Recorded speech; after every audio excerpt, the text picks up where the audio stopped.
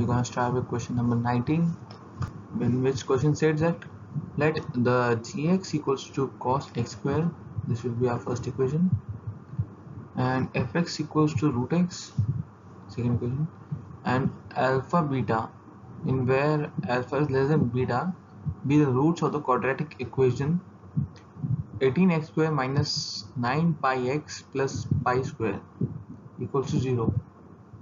So we have to find the square area in units, the area bounded by the curve y equals to g of x into x, and the lines are and the line is x equals to alpha and y x equals to beta and y equals to 0.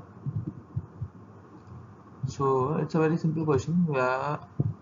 We will first see the quadratic equation, which is 18x square minus 9 pi x plus pi square.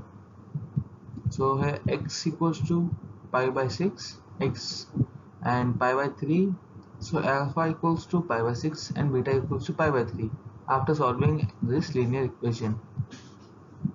We have been given that y equals to g of x here, so here we will take that g of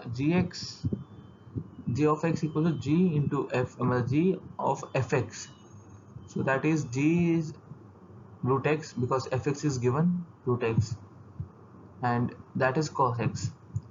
So therefore a new equation will form that a equals to pi by 6 to pi by 3, that is alpha beta cos x, which we got solving g of x, and after simplification we get sin x with limits pi by 6 to pi by 3, which is after putting the values we got root 3 by 2 minus 1 by 2.